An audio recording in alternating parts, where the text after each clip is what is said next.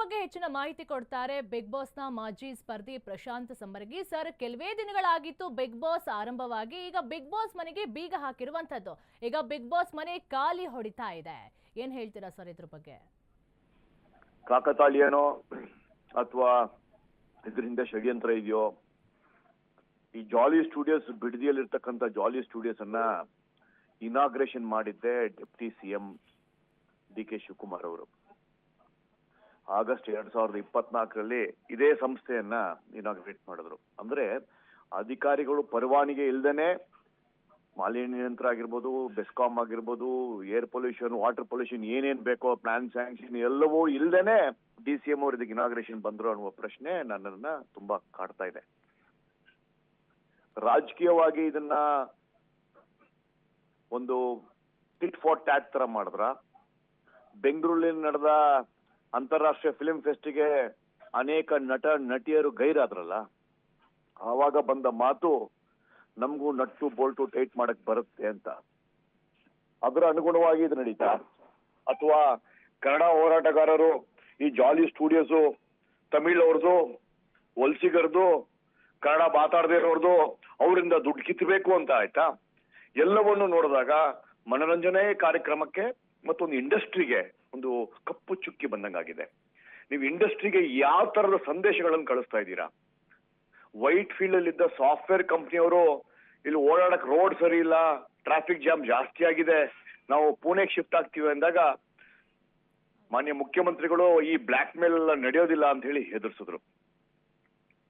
ಪ್ರತಿ ಸಲ ಯಾರಾದ್ರೂ ವಲಸಿಗರು ಯಾವ್ದಾದ್ರು ಒಂದು ಫ್ಯಾಕ್ಟ್ರಿನೋ, ಒಂದು ಫೆಸಿಲಿಟಿನೋ, ಒಂದು ಸಾಫ್ಟ್ವೇರ್ ಕಂಪ್ನಿನೋ ದುಡ್ಡು ಚೆನ್ನಾಗಿ ಮಾಡ್ತಾ ಇದ್ದಾರೆ, ತುಂಬಾ ಸಂಸ್ಥೆ ಚೆನ್ನಾಗಿ ನಡೀತಾ ಇದೆ ಅಂತ ಹೇಳಿದ್ರೆ ಅಡ್ಗಾಲ್ ಹಾಕೋದೆ ಈ ರೋಲ್ ಕಾಲ್ ಕನ್ನಡ ಹೋರಾಟಗಾರರು. ಈ ಎಲ್ಲವ ಸಮ್ಮಿಶ್ರಣವೇ ಇವತ್ತು ಒಂದು ಎಂಟರ್ಟೈನ್ಮೆಂಟ್, ಖಾಸಗಿ ವಾಹಿನಿಯಲ್ಲಿ ಬರುವ ಎಂಟರ್ಟೈನ್ಮೆಂಟ್, ಒಂದು 1000 ಜನಕ್ಕೆ ಉದ್ಯೋಗ ಕೊಡುವ ಆ ಸ್ಟುಡಿಯೋ, ಎಲ್ಲದಕ್ಕೂ ಒಂದು ಕತ್ತು ಬಂದಿದೆ, ಎಲ್ಲದಕ್ಕೂ ಒಂದು ಬೀಗ ಹಾಕಲಾಗಿದೆ. ಇದ್ರ ಹಿಂದೆ ಇರ್ತಕ್ಕಂಥ ಷಡ್ಯಂತ್ರ ಮುಂದಿನ ದಿನಗಳಲ್ಲಿ ಗೊತ್ತಾಗತ್ತೆ. ನನಗೆ ಅನಿಸಿಕೆ ಇರೋದು, ಹೈಕೋರ್ಟ್ ಏನು ರಿಟ್ ಪಿಟಿಷನ್ ಹೋಗಿದ್ದಾರೆ ಜಾಲಿ ಸ್ಟುಡಿಯೋಸ್ ಅವರು, ಅವರಿಗೆ ಮಾನ್ಯತೆ ಸಿಕ್ಕಿ ಅವ್ರು ಅದನ್ನ ಮತ್ತೆ ಶುರು ಮಾಡ್ತಾರೆ ನಾಳೆಗೆ ಅನ್ನುವ ನನ್ನ ಆಸೆನೂ ಇದೆ, ಆಕಾಂಕ್ಷೆನೂ ಇದೆ. 2021ರಲ್ಲಿ ಕೋವಿಡ್ ಬಂದಾಗ ನಾನು ಬಿಗ್ ಬಾಸ್ 8 ಸೀಸನ್ ಇದ್ದಾಗ್ಲೂ ಜಿಲ್ಲಾಡಳಿತ ಮತ್ತು DC ಕಡೆಯಿಂದ ನೋಟಿಸ್ ಬಂದು ಸ್ಟುಡಿಯೋವನ್ನ ಸ್ಥಗಿತ ಮಾಡಬೇಕು ಅಂತ ಹೇಳಿದಾಗ 74 ದಿನದ ಬಿಗ್ ಬಾಸ್ ಪ್ರಯಾಣವನ್ನು ಮುಗಿಸಿ ಆಚೆ ಬಂದು ಜೂನ್ 21ಕ್ಕೆ ಮತ್ತೆ 2ನೇ ಸೀಸನ್ ಅನ್ನ ಶುರು ಮಾಡಿ ಸೆಕೆಂಡ್ ಇನ್ನಿಂಗ್ಸ್ ಅಂತ ಶುರು ಮಾಡಿದ ಉದಾಹರಣೆ ನಿಮ್ ಮುಂದೆ ಇದೆ. ಸೊ ಇದು 2 ದಿನ ಬ್ರೇಕ್ ತಗೊಂಡು ಖಂಡಿತವಾಗಿಯೂ ಬಿಗ್ ಬಾಸ್ ಶುರು ಆಗುತ್ತೆ. ಪ್ರತಿ ಸಲ ಯಾವ್ದಾದ್ರು ಒಂದು ಕಾರ್ಯಕ್ರಮ ಆಗ್ಬೇಕಾದ್ರೆ ಬಿಗ್ ಬಾಸ್ 11ರಲ್ಲಿ ಅರಣ್ಯ ಅಧಿಕಾರಿಗಳು ಸಂತೋಷ್ ವರ್ತೂರ್ ಅವರು ಹುಲಿ ಉಗುರು ಧರಿಸಿದ್ದಾರೆ ಅಂತ ಹೇಳಿ ಕಂಪ್ಲೇಂಟ್ ಮಾಡಿ ಅರೆಸ್ಟ್ ಮಾಡಿದ ಉದಾಹರಣೆ ನಿಮ್ ಕಣ್ಮುಂದೆ ಇದೆ. ಹೀಗಿರ್ಬೇಕಾದ್ರೆ ಪ್ರತಿ ಸಲ ಯಾವ್ದಾದ್ರು ಚೆನ್ನಾಗಿ ಹೋಗ್ಬೇಕಾದ್ರೆ ಒಂದು ಅಡ್ಗಾಲ್ ಹಾಕುವ ಕಾರ್ಯಕ್ರಮ ಸರ್ಕಾರದಾಗಿತ್ತೋ ಅಥವಾ ಈ ಡೂಪ್ಲಿಕೇಟ್ ಕನ್ನಡ ಹೋರಾಟಗಾರರಾಗಿತ್ತೋ ನನಗೆ ಗೊತ್ತಿಲ್ಲ. ಇದ್ರ ಬಗ್ಗೆ ಮಾತಾಡ್ಲೇಬೇಕು, ಚರ್ಚೆ ಆಗ್ಬೇಕು, ಇದಕ್ಕೆ ಒಂದು ಫುಲ್ ಸ್ಟಾಪ್ ಬೀಳಲೇಬೇಕು. ಈಗ ಕೋರ್ಟು ಕಚೇರಿ ಕೆಲಸ ಅಂತ ಹೇಳಿದ್ರೆ ಕೇವಲ 1-2 ದಿನಕ್ಕೆ ಮುಗಿಯುವಂತಹ ಕೆಲಸಗಳು ಕೂಡ ಅಲ್ಲ. ಹಾಗಾದ್ರೆ ಸ್ಪರ್ಧಿಗಳ ಮುಂದಿನ ಭವಿಷ್ಯವೇನು ಅನ್ನುವಂತಹ ಪ್ರಶ್ನೆ ಕೂಡ ಮೂಡ್ತಿರುವಂತದ್ದು. ಅವ್ರು ಎಲ್ಲ ಬಿಟ್ಟು ಬಂದಿರ್ತಾರೆ, ಅಗ್ರಿಮೆಂಟ್ ಕೂಡ ಆಗಿರುತ್ತೆ. ಹಾಗಾದ್ರೆ ಸ್ಪರ್ಧಿಗಳ ಭವಿಷ್ಯದ ಬಗ್ಗೆ ಏನು ನಿರ್ಧಾರವನ್ನ ತೆಗೆದುಕೊಳ್ಬಹುದು ಅಂತ ನಿಮ್ಗೆ ಅನ್ಸುತ್ತೆ?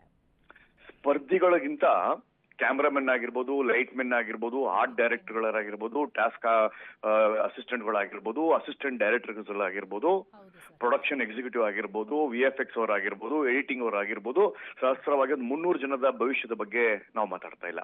ಕೇವಲ 17 ಜನ ಬಣ್ಣ ಹಚ್ಕೊಂಡು ಅಲ್ಲಿ ಇರುವವ್ರ ಬಗ್ಗೆ ಮಾತ್ರ ನಮ್ಗೆ ಕಳಕಳಿ ಇದೆ. ಬಟ್ ನನ್ನ ಕಳಕಳಿ ಇರೋದು ವರ್ಷಕ್ಕೊಂದ್ಸಲಿ ದೀಪಾವಳಿ ಬರುವ ಅನೇಕ ಟೆಕ್ನಿಷಿಯನ್ಸ್ ಗಳಿಗೆ ವರ್ಷಕ್ಕೊಂದ್ಸಲಿ ಬರೋ ಬಿಗ್ ಬಾಸ್ ಅವರಿಗೆ ಸಂಭಾವನೆ ಜಾಸ್ತಿ ಇರುತ್ತೆ.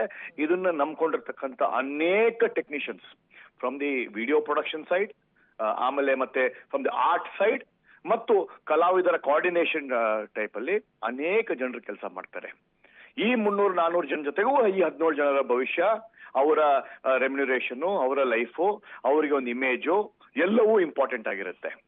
ಅದಕ್ಕಿಂತ ಮುಖ್ಯವಾಗಿ ಇದನ್ನ ಸ್ಪಾನ್ಸರ್ ಮಾಡುವ ಸಂಸ್ಥೆಗಳಿದೆಯಲ್ಲ, ಅಂದರೆ ಯಾವ್ಯಾವ ಬ್ರ್ಯಾಂಡ್ಗಳು ಅಸೋಸಿಯೇಟ್ ಆಗಿದೆಯಲ್ಲ, ಅವರ ದುಡ್ಡಿನ ವ್ಯವಹಾರ ಏನೋ, ಅವರಿಗೆ ಕೊಡಬೇಕಾಗಿರ್ತಕ್ಕಂಥ ಅಡ್ವರ್ಟೈಸ್ಮೆಂಟ್ ಏನೋ, ಎಲ್ಲವೂ ಒಂದು ಯಕ್ಷ ಪ್ರಶ್ನೆ ಆಗಿರ್ಬೇಕಾದ್ರೆ ಇದಕ್ಕೆ ಸರಿಪಡಿಸ್ಲಿಕ್ಕೆ ನನ್ನ ಪ್ರಕಾರ ಇನ್ನು 24 ಗಂಟೆಯಲ್ಲಿ ಸರಿ ಹೋಗುತ್ತೆ, ಬಂದೇ ಬರುತ್ತೆ ಅನ್ನುವ ಆಸೆ ನನಗೆ, ನಂಬಿಕೆ ಇದೆ. ಆ ನಂಬಿಕೆ ಪ್ರಕಾರ ಮುಂದಿನ ದಿನಗಳಲ್ಲಿ ಬಿಗ್ ಬಾಸ್ 12 ನೀವು 2ನೇ ಆವೃತ್ತಿಯನ್ನ ಖಂಡಿತ ನೋಡ್ಬೋದು. ಇನ್ನು ಹೆಚ್ಚಾಗಿ ಮನರಂಜನೆಯಾಗಿ ಕನ್ನಡದ ಜನತೆಗೆ ಖಾಸಗಿ ವಾಹಿನಿಯಲ್ಲಿ ಬರುತ್ತೆ. ಹೌದು ಸರ್, ಹೌದು, ಖಂಡಿತ. ಬಿಗ್ ಬಾಸ್ ಅವರು ಜಾಲಿವುಡ್ ಸಂಸ್ಥೆ ಜೊತೆ ಅಗ್ರಿಮೆಂಟ್ ಕೂಡ ಮಾಡ್ಕೊಂಡಿರ್ತಾರೆ ಇಷ್ಟು ಟೈಮ್ಗೆ ಅಂತ ಹೇಳಿ. ಹಾಗಾದ್ರೆ ಜಾಲಿವುಡ್ ಸಂಸ್ಥೆಯವರು ಈ ತ್ಯಾಜ್ಯ ವಿಲೇವಾರಿ ಬಗ್ಗೆ ಏನು ಹೇಳಿರ್ಲಿಲ್ವಾ, ಅಥವಾ ಬಿಗ್ ಬಾಸ್ ಅವರು ಮುನ್ನೆಚ್ಚರಿಕೆ ಕ್ರಮಗಳನ್ನ ಏನು ತಗೊಂಡಿರ್ಲಿಲ್ವಾ? ಇದ್ರ ಬಗ್ಗೆ ಏನು ಗೊತ್ತೇ ಇರ್ಲಿಲ್ವಾ? ನೋಡಿ, ನಿಮ್ ಮನೇಲಿ ಒಂದು ಮದ್ವೆ ಆಗುತ್ತೆ, ನೀವು ಒಂದು ಕಲ್ಯಾಣ ಮಂಟಪ ತಗೊಂತೀರಾ, ಕಲ್ಯಾಣ ಮಂಟಪಕ್ಕೆ ಡೆಕೋರೇಷನ್ ಮಾಡ್ತೀರಾ, ಕಲ್ಯಾಣ ಮಂಟಪಕ್ಕೆ ಹೂವಿನ ಅಲಂಕಾರ ಮಾಡ್ತೀರಾ, ಲೈಟ್ ಹಾಕ್ತೀರಾ, ಅಡಿಗೆಯವ್ರು ಕರೆಸ್ತೀರಾ. ಕಲ್ಯಾಣ ಮಂಟಪ ಟ್ಯಾಕ್ಸ್ ಕಟ್ಟಿಲ್ಲ, ಕಲ್ಯಾಣ ಮಂಟಪ ಅವ್ರು ಬೋರಿ ಸರಿ ಇಟ್ಕೊಂಡಿಲ್ಲ, ಕಲ್ಯಾಣ ಮಂಟಪ ಅವ್ರು ನೀರು ಸರಿ ಇಟ್ಕೊಂಡಿಲ್ಲ ಅಂದ್ರೆ ಬಿಗ್ ಬಾಸ್ ಅವ್ರು ಏನ್ ಮಾಡ್ಬೇಕು ಹೇಳಿ? ಈ ಉದಾಹರಣೆ ನಿಮ್ಗೆ ಅರ್ಥ ಆಯ್ತು ಅನ್ಕೊಂತೀನಿ ನಾನು. ಹೌದು ಸರ್, ಹೌದು, ಖಂಡಿತ. Thank you sir, thank you sir. ಧನ್ಯವಾದಗಳು.